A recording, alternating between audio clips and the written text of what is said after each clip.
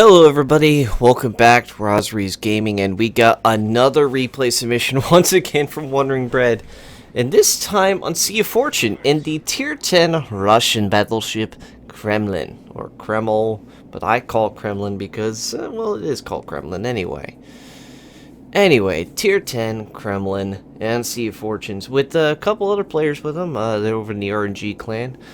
Everybody does remember recently that they were in the they were on the King of the Seas tournament, and they almost got third place. They got fourth place, and this is a definitely got RNG noticed.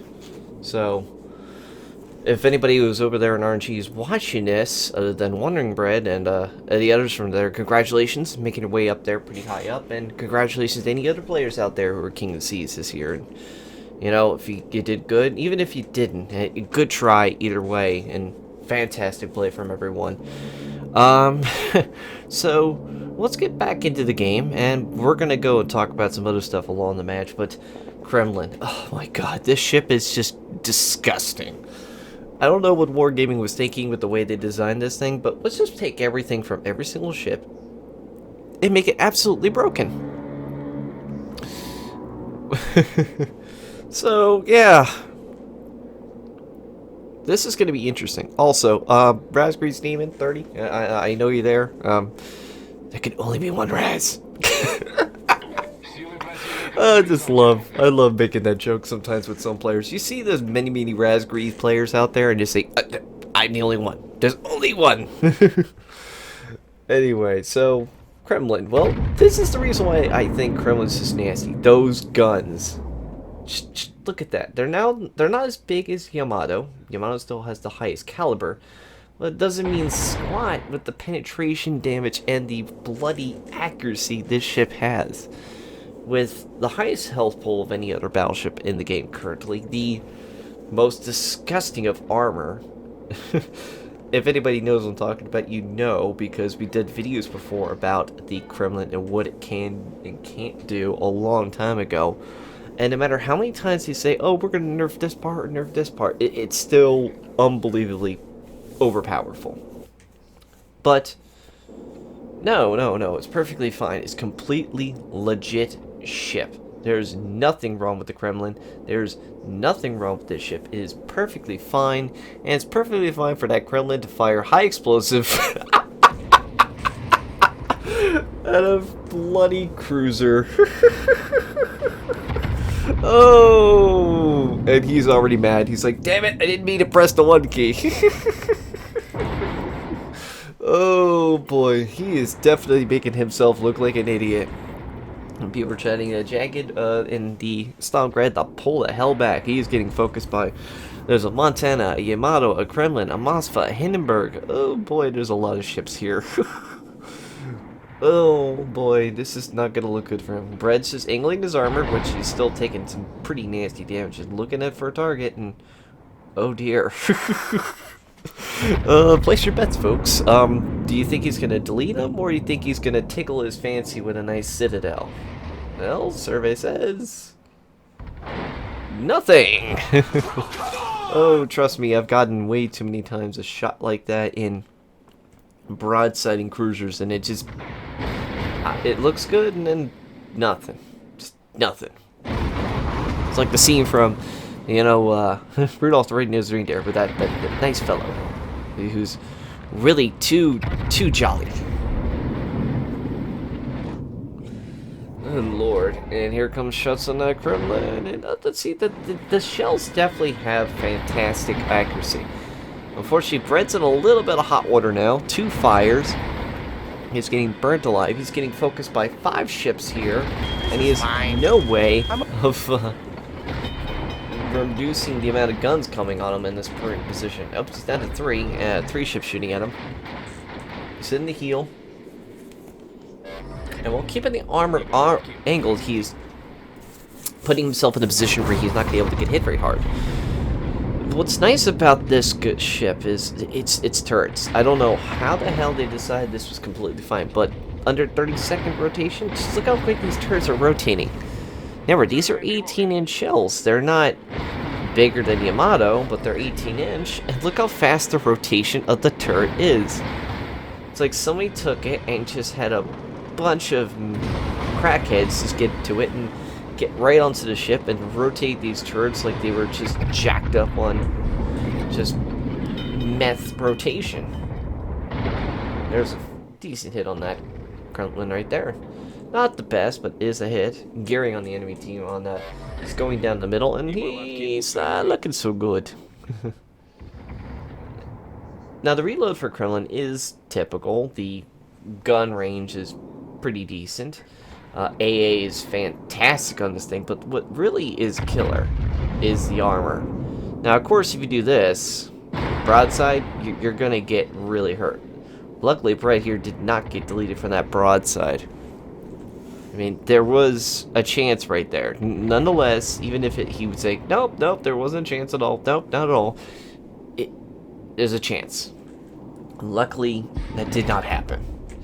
But what's nice about this armor is angled enough and nothing can pen it. You might get a fire, but that doesn't mean squat. It's the only way you can pen this thing is through the superstructure, and the superstructure is still bloody powerful. So it still will only just tickle this thing. Even on the Yamato shell. So it's 1-1, DD dead, and ooh, what's this Kremlin doing? Is he backing off? Yeah, he is. And Brett switched to the 1 key, and that's a decent choice, because there you go, see? 7 penetrations, no fire, but that's still a chance for a fire, so he was going to go for it, and he's reloading. He's going to go for it again. That's the kicker with this ship. Even if you can't get the penetration with the AP shells, just throw some HE at the angle ship, and you're still going to do penetrational damage and possibly get a fire. Unfortunately, that was not the case, but he still got some damage. That's 51,000 so far in this match, and there's still plenty more to go as along the way. He's trying to aim at that Kremlin, who's trying desperately to hide from everyone. So Brett fires his rounds. He's switching to the AP because there's a beautiful broadside for that Montana, and no fire again on the Kremlin. I think RNG just doesn't want Brett to get this match today, apparently. Well, I say that until you see the later in this match. Just wait till it happens. It's gonna take a while, but I mean, this match is going to be a slow start for Brett, but when this thing kicks up, oh dear. So there he lost 2 cruisers already, and Brett's team has now no capture points, because currently A is getting flipped, C was theirs and is now getting flipped back to the enemy team, and B has been fully captured in the middle. So now there is currently no caps being taken by Wandering Bread's team. And there is no one getting aggressive enough to push in to get one of the cap circles. So something's got to be done soon or later, or it's going to be a definite loss for this team. Right, fires to Hindenburg, and there it is.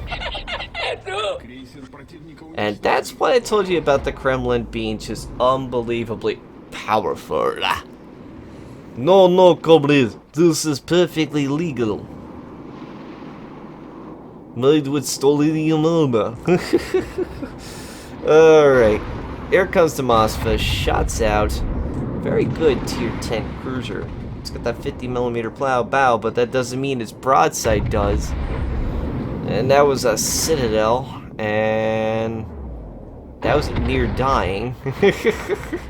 I think the Mosfa definitely has regretted his choices, and you would think at this time you would run forward, going bow in or something to avoid getting shot.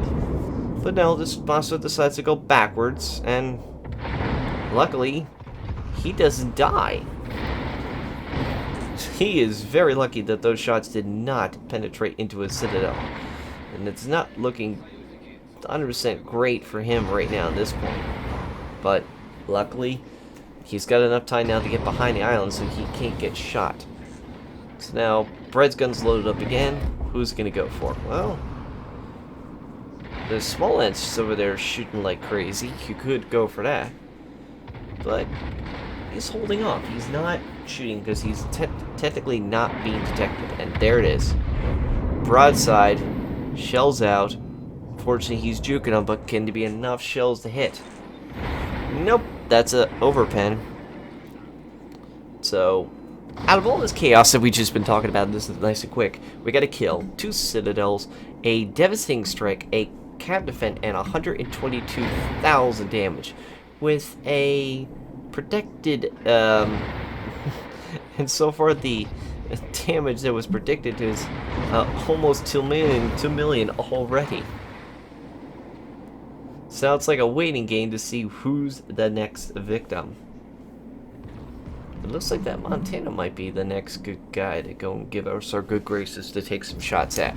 However, he's not really one to actually come out and play. He seems to be quite reluctant to move, which is... I can't blame him. Here comes the aeroplane! And, oh, there goes another one. That's 2 kills with Citadel and devastating strikes. I told you, once this match starts slowly, it will start slowly, but wait till it heats up. It starts getting quite interesting. And here comes the Henri. Bear with it and keep an eye on him during this game, because what you're going to see later on him is some quite interesting gameplay. Which I think the team is definitely going to be quite upset with him for. I guess I would be a little bit in my eyes. Mosfa decides now is the time to push up. Unfortunately, does he realize that there was a battleship still there? I guess not, because he's dead. Okay, that's Brett's 3rd kill. And now we're up to 5 citadels and 161,000 damage. Nope, Kremlin is perfectly fine. There is nothing wrong with this ship. It is a perfect Tier 10 Russian battleship. It is exceptionally made of Russian pride. Now, remember I said to keep an eye on that Henri. He's still going after Brett, and Montana's not trying to go after the Stalingrad, but... he's now caught in a rock and a hard place. He's got 2 choices. Either A, he's going to go straight into the Stalingrad, or 2, he's going to go right after, never mind. Jagged gets the kill there on the Montana. He had 2 choices, like I said. Either A, he was going to sit there and wait, and Brett would come in and get a nice shot into him, or B, he's going to have to face that Stalin. Well, Stalin 1 and Montana 0. You don't see many Montana players doing spectacular performances like they used to anymore. And I don't know why. Well, I kind of do know why, but seriously, it does feel kind of depressing since it's one of the first Tier 10s. It's still a solid battleship, but it just does feel that it's starting to feel like it's lackluster. It's not showing its American pride as it used to be for even me nowadays.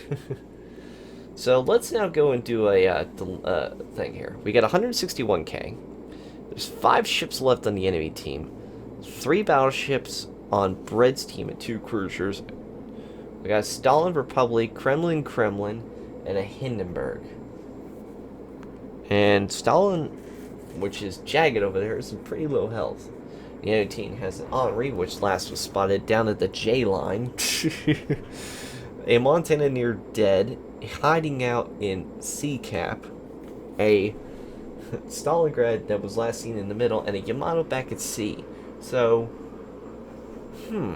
well, what to do?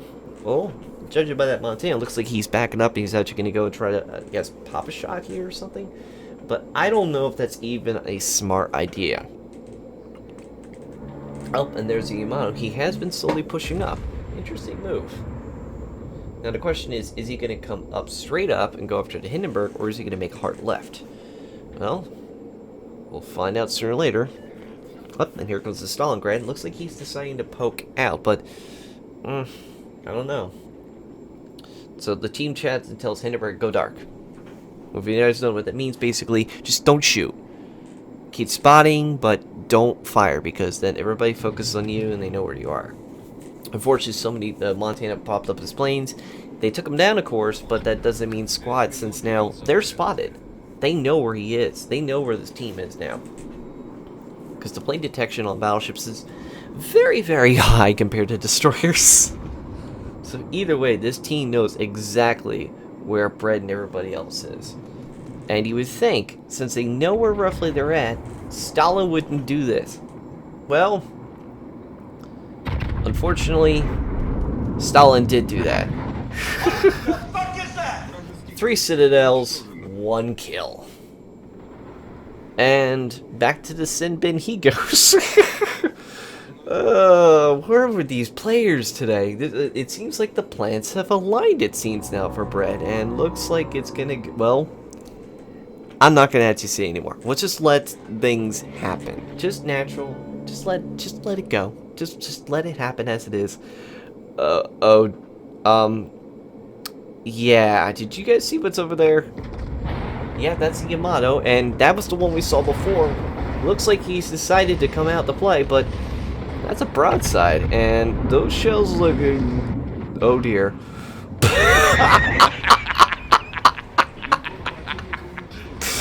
Oh dear. That's a deletion. Yep, goodbye, nerd. Well, there goes a Yamato. Now, give the Montana here something. He at least got a Confederate in this fight, but short-lived, as he is now dead. Oh, and look who decided now finally to come back to the fight. There's the Henri. Well, how you doing, buddy? You still hanging down there? Looks like you're doing fantastic gameplay to help out your team. If only you came there a little later, quicker, so you can actually spot where those ships were, so your motto didn't actually get deleted on your team. Yeah, that would have been a fantastic choice, wouldn't it have? Well, I guess no. That chills out by Brett, and he's just behind the island, which allows them not to see where he is. They don't know where that ship is. They don't know where Brett is, and that Grozvo is trying to take the sea cap right behind everybody's nose, but unfortunately, there's a Stalin and there's a Hindenburg right behind him, and well, you all know this was bound to happen. You knew it was bound to happen, and yep, there it is. Jaggy gets the Grozvo, so the only person left now is the the Henri, who is now all alone down south. No way supporting the rest of the team, because no one can support anyone else, as he is the one lone wolf against 5 ships. And there's the chat. The carry was hard? Question mark.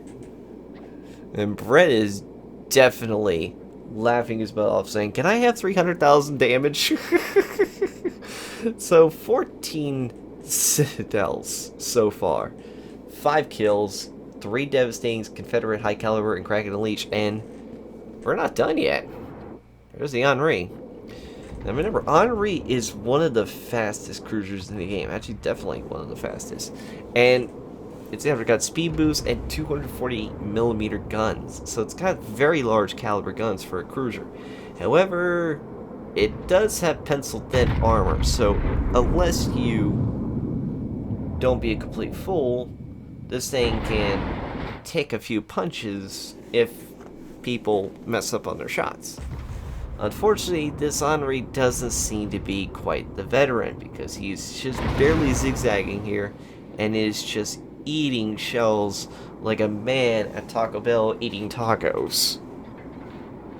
And here comes another volley, and they look pretty good. And no, they took out a gun, but they don't kill him. And Jaggy gets the kill on the Stalingrad. So that is the end of that fight. And Bread, Wondering Bread, the man, the myth, the legend, comes out swinging with that match with 307,000 damage. Oh dear God. Why? Why, oh why, oh why? Why, are you yellow belly of a player? Just kidding. So, Bread comes out with that match with 307,000, 14 secondary hits, 14 citadels, 5 kills, incapacitation, plane shot down 99 of those shells. Only 99 of them firing. So there were 9 guns, roughly it's just 18-inch, with 307,000 damage with a Confederate high-caliber Kraken Unleashed and 3 devastating strikes. 3 full ships, nearly deleted, if not deleted, because we know one of them was deleted. So, yeah, with those shells alone. But remember, the secondaries only did a little bit, and the secondaries on the this ship isn't that terrible. And Brett comes out of that with 3,398 base experience in this ship, earning him a nice credit gain of 977,000. Just a shy of under a million. Now imagine if Brett had one of those credit camos, how much he would have gotten this match. Oh, good lord. Thank you so much, Brett, for sending this one. And this one has been a laugh. Oh, man. Oh, I think everybody's definitely laughing on the other end of the screen as much as I have been sitting in this office laughing at it. So thank you so much for sending it in, Brett. If you guys have your own, please submit it in the description down below at via the Discord or via the email, which is down below as well. If you guys want to, also there is my Twitter. You guys can go check me on Twitter. I'm always posting when I'm streaming or any funny stuff that I see or commenting on anything else that I see. Also, there is my Twitch channel. You guys can get some merch, or you guys can hang out and watch some streams, chill out and have some fun playing games. And as always, thank you so much for everybody in here. Make sure if you like and subscribe. If you want, hit that bell icon so you can actually get notified when another video comes up. As always, take care of yourselves, and I hope to see you all in the next video. Have a good day.